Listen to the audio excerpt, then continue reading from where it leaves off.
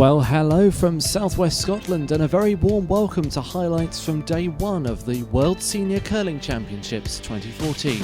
Just as we were promised, the cloud broke and the sun has been shining here in Dumfries.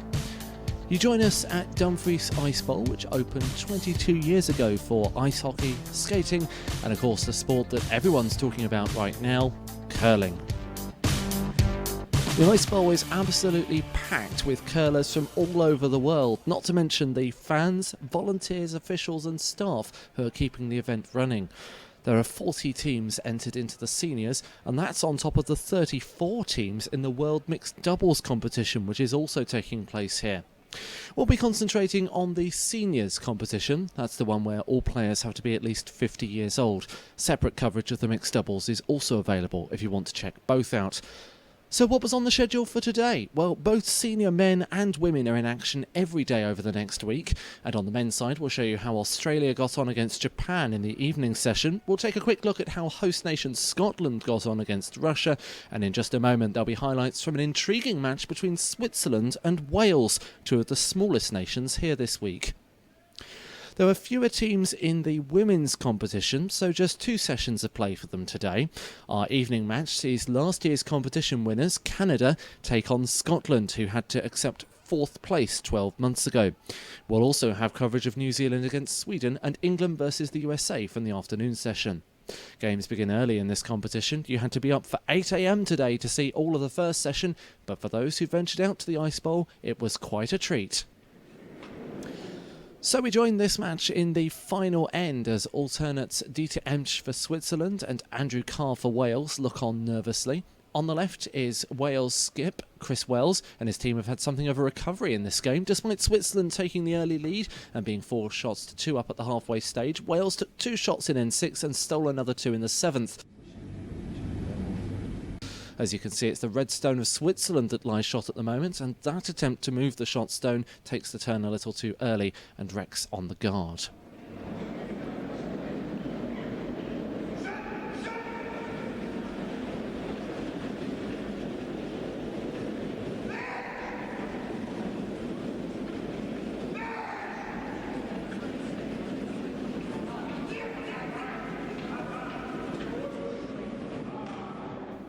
And that's another stone that just clips the guard.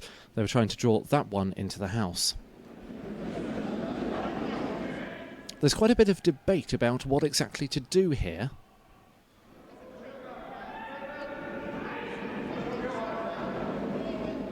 So Wales have decided on a normal weight takeout, trying to clear that red stone at the front. So here's Hugh Meikle with the second of his 2 stones in what should be the final end.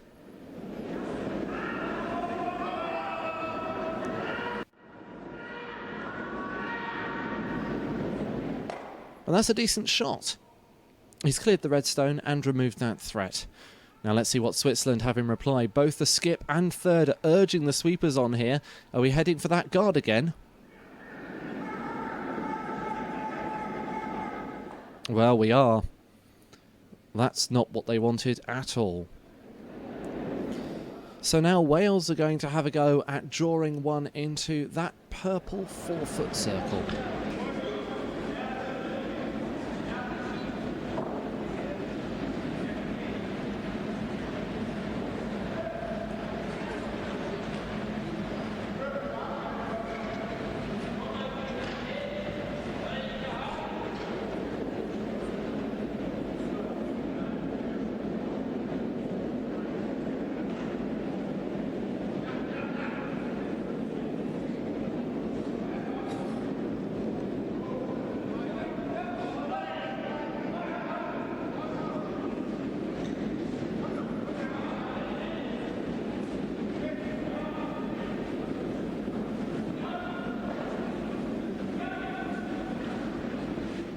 And that is exactly where they wanted that stone. Great shot. The Swiss skip is asking his third here, which of those 2 stones is closest to the centre, lying shot. That might matter here. Switzerland need 2 to force an extra end.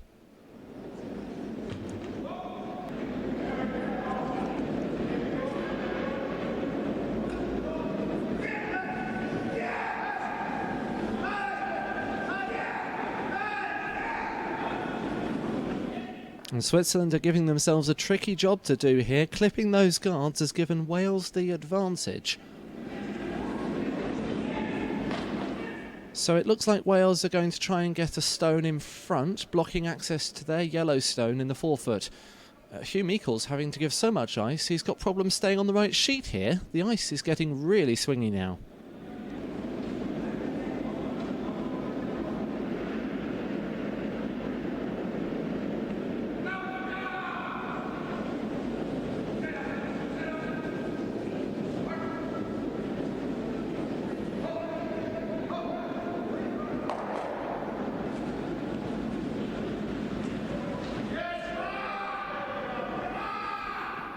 Well, it's come up a little shorter than he'd have liked, but that will still be useful. Now Switzerland have to decide what they do here. One shot isn't enough for them. They need at least a 2, or Wales take the match.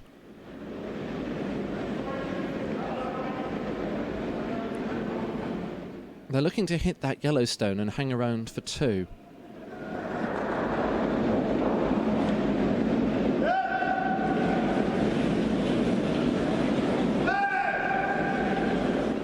There's a lot of shouting going on there. They must need it sweeping for line.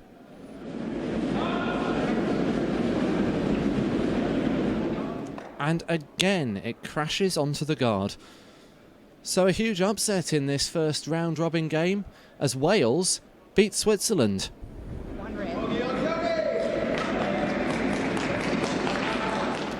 What can you say? The Welsh were on top of their game and reading that swingy ice well. Switzerland will be disappointed.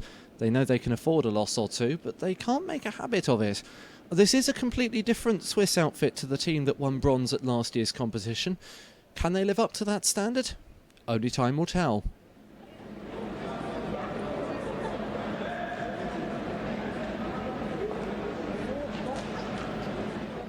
But for now, the honour goes to the Welsh, unlikely victors over Switzerland in their first game.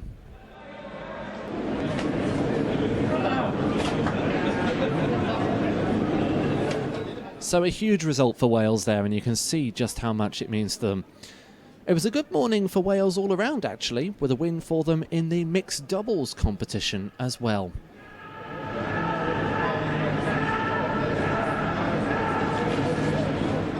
Now, of course, Wales and Switzerland weren't the only teams playing on the early session.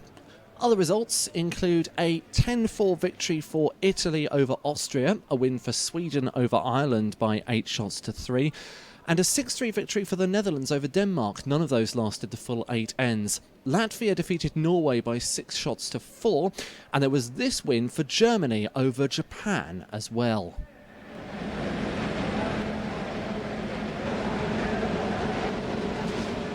So, on to the second session now, and time to see how the host nation started off in this competition. Scotland were up against Russia. We join this match in the 4th end. Russia have the hammer, but it's Scotland in the lead.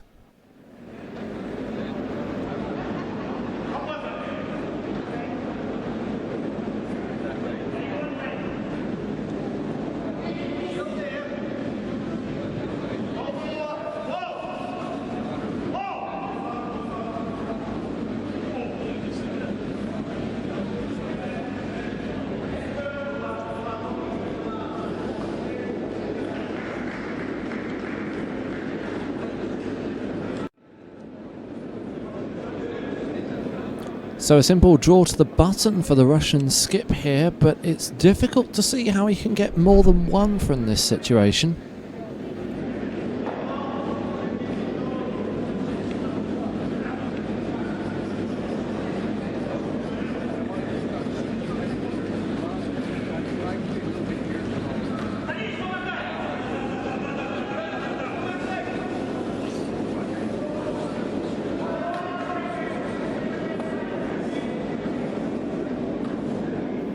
Well, that's the last thing that he wanted to happen. Coming up short really wasn't an option, and that's 2 shots to Scotland, so they extend their lead at the halfway point.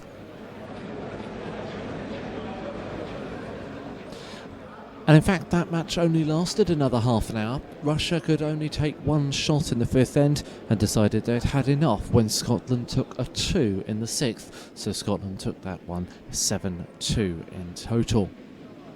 On the next sheet, the Czech Republic beat Finland 8-3 in 7 ends, while on sheet C it was a fairly easy 9-3 win for England over New Zealand.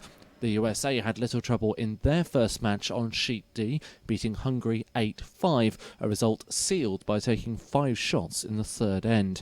France were the unfortunate victims of an efficient match by Canada, and Australia also had a massive win, 10-1 over Slovakia in just 6 ends over on sheet F. Next up, it was the ladies, and there were 2 matches we thought might interest you. New Zealand against Sweden, playing on sheet D, and England versus the USA, just over the divider, on sheet E. So Elizabeth Matthews, the New Zealand third, has just been asked to draw a stone to the front of the house. New Zealand already lie shot, but they don't have last stone advantage, so need to protect their stone that's already in the house. Well, that's not a bad effort, but they really needed that stone closer to the centre line. Sweden can still see that red shot stone.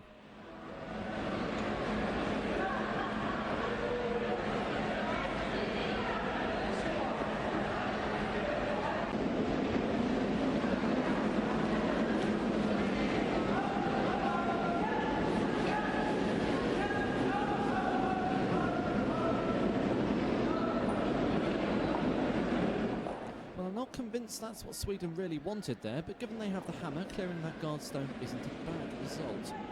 So we're approaching crunch point in this match, and New Zealand are trying to pile the pressure on Sweden by drawing another stone into the house. And you can't ask better than that, right on the button.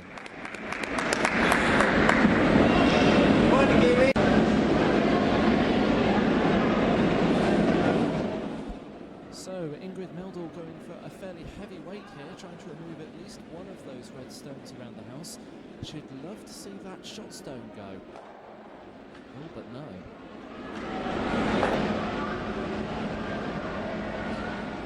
And now New Zealand can just put that guard stone back.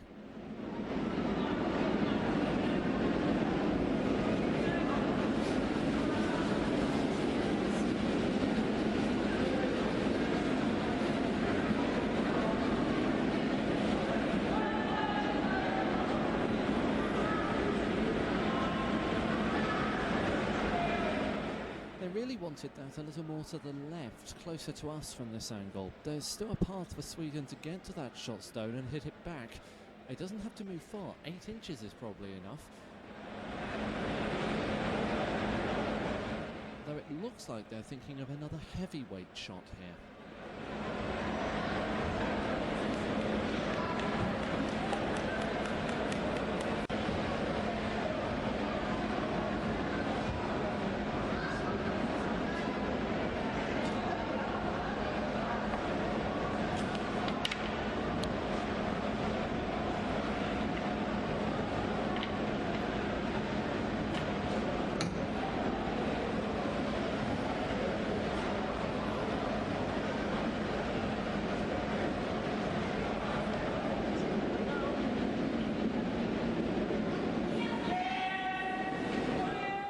Well, she's calling the sweepers on straight away, and that can only mean one thing. That shooter is going mighty close to the guard.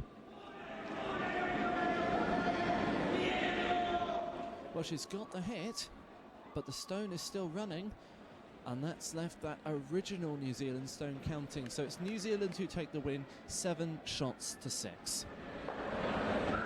So disappointment for Sweden there. They kind of let that match slip away from them after a very strong middle section. The New Zealand ladies will of course be pleased. Their first match at these 2014 championships ends in victory. It went right down to the wire. A great match for the neutral. So now let's see what happened in the other featured match from this session, the one between the ladies from the USA and England. England started with the hammer but took just 1 shot in end 1. We joined this one halfway through the second end. And Jean Robinson is acting as skip but throwing third today.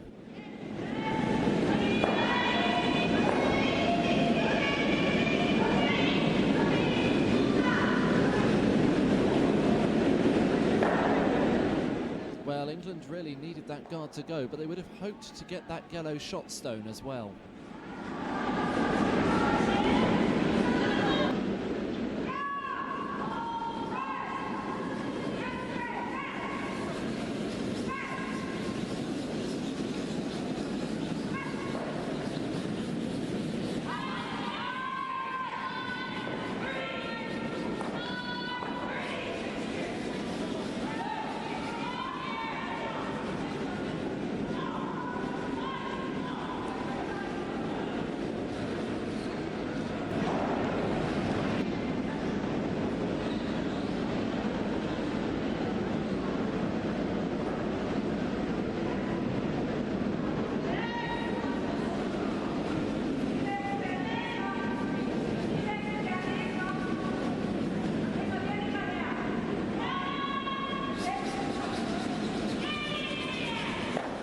Well, they got rid of a yellow, but it wasn't the one they'd have liked, and there are still no red stones in the house. That has to be a worry for England.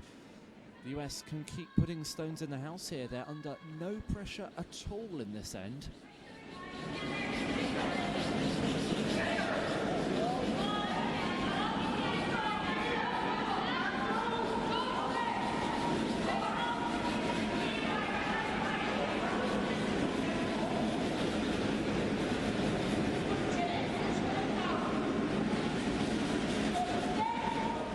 Now, what can Judith Dixon, the England fourth, do about this?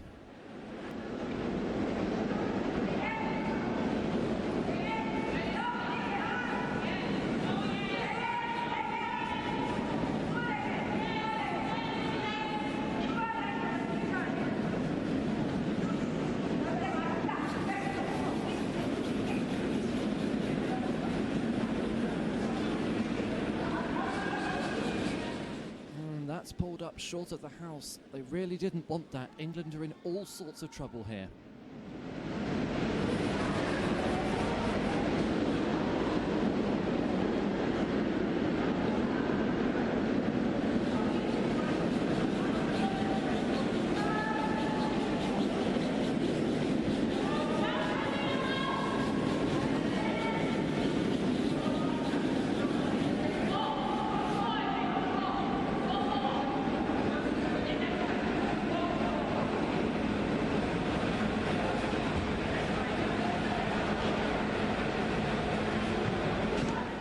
Judith Dixon must throw her team's last stone in this, the second end, facing 4 opposition stones in the house. A wry smile from Susan Young. She knows that even with a good shot, the US still have 1 stone left here.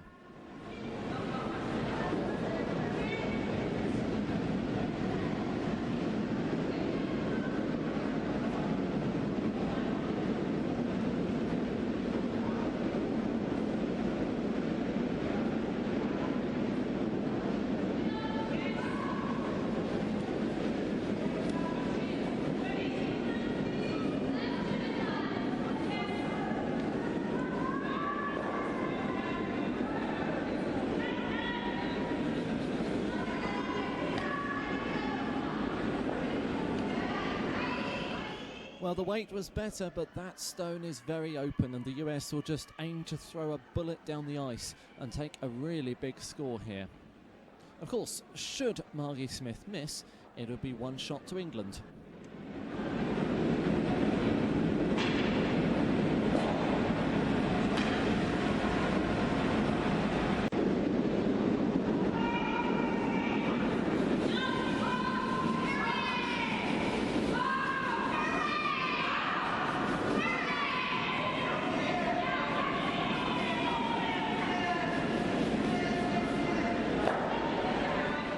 Well, no mistake there, and that leaves 6 yellow stones in the house and no reds at all. Difficult to see how England can recover from that, but there are 6 ends still to come in this match.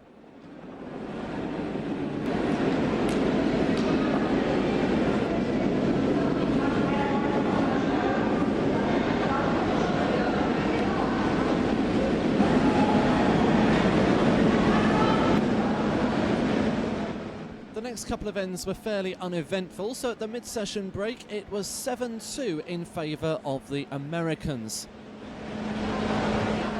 And as As the ice staff tidied up the playing surface, the players took a quick breather. Meanwhile, I caught up with one of the England supporters from the small cluster sat watching in national kit. 7-2 down against the USA.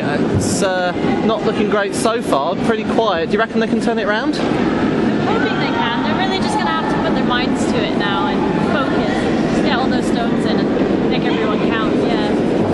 Are there any particular tactics that you think are better against the US than any other team? I haven't really seen the US play much, so I don't know. I don't know if they've got any weaknesses, really. But yeah, the girls are just going to really have to focus and get all those stones in, put lots of guards and stuff, make every stone count. But despite taking a 2 in the 6th end, England were no match for the USA, and they eventually shook in the 8th end with the US 9-4 up.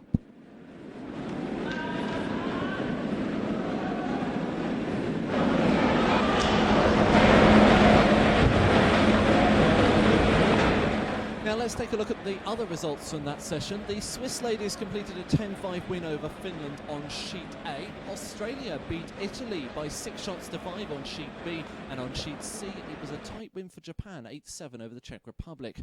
As we've seen, New Zealand took a 7-6 win. The USA's 6 in the 2nd end was the beginning of the end against England. While over on Sheet F, it was Slovakia who were victors over Austria, 6 shots to 5. So on to the evening session and our featured matches between Australia and Japan.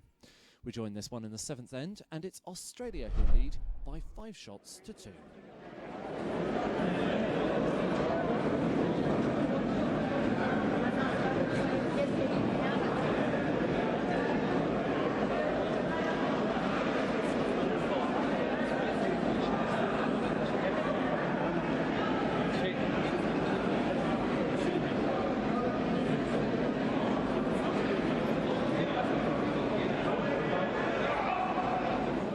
Really, that's a bit too wide. He wanted the stone closer to the button, and then it would have had better backing as well. Sato will be a bit disappointed with himself there.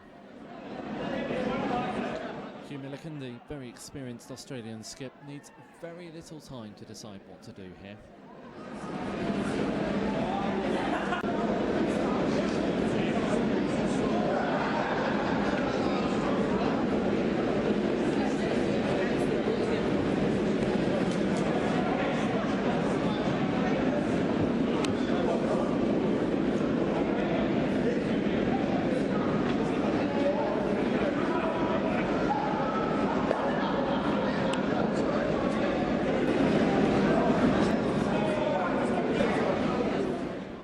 This shot has to count.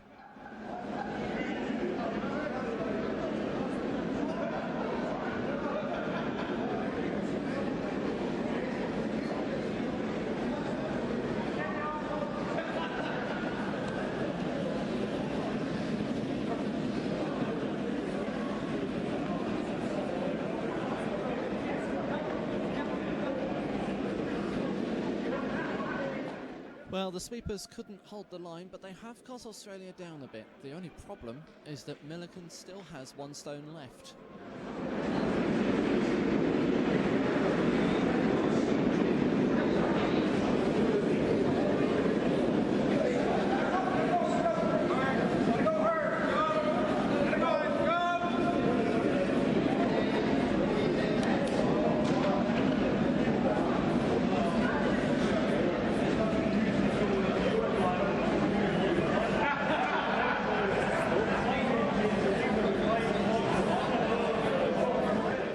And that's it. The Japanese have had enough, and it's a shake of the hand to end the match with a great draw by Hugh Milliken.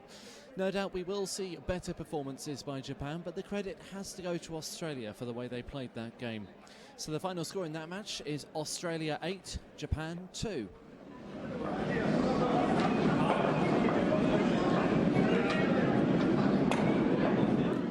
Well, while we were watching Australia against Japan in the men's draw, there were 5 other matches going on too. It was the first mixed session with both senior men's and senior ladies teams on the ice.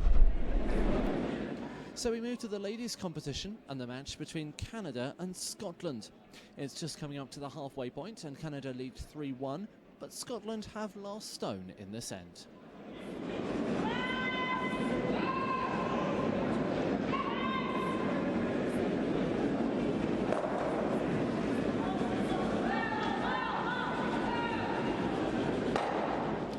Clearing that yellow gives them a better shot at getting to the button, so that's not bad. Now Canada will want to put that guard stone back. It'll stop Scotland getting to the yellow stones near the centre of the house.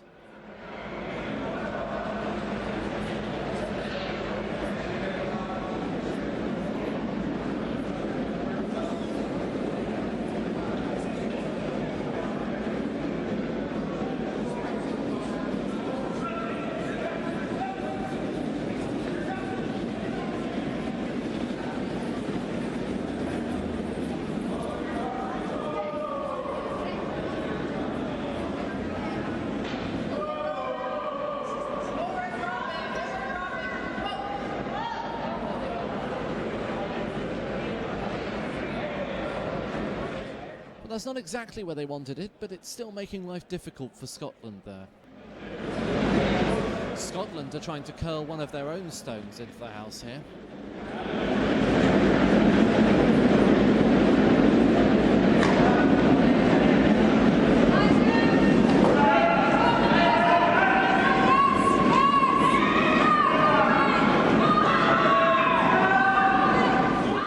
Over curling, the sweepers are having to work really hard, but it's still not passing those guards.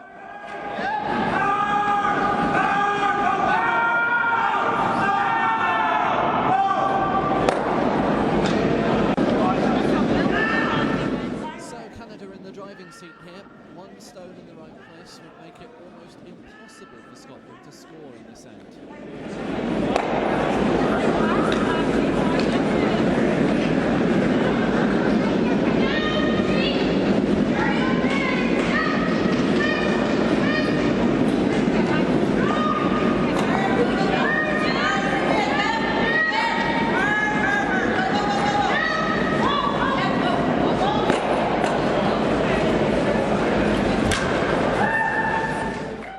Not a bad spot to finish. This is going to be very difficult for Scotland now.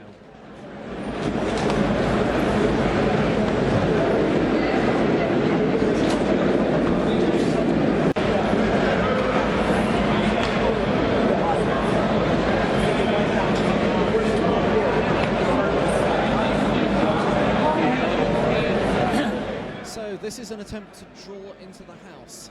It needs to be good.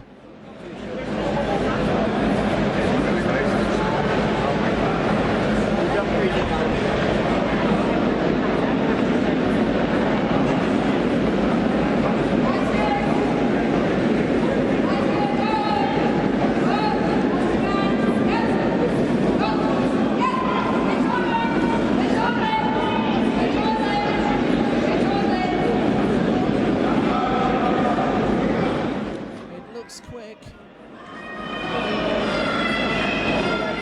and that's simply not good enough to rescue this end, so it's 2 for Canada and they lead 5-1 at the halfway stage.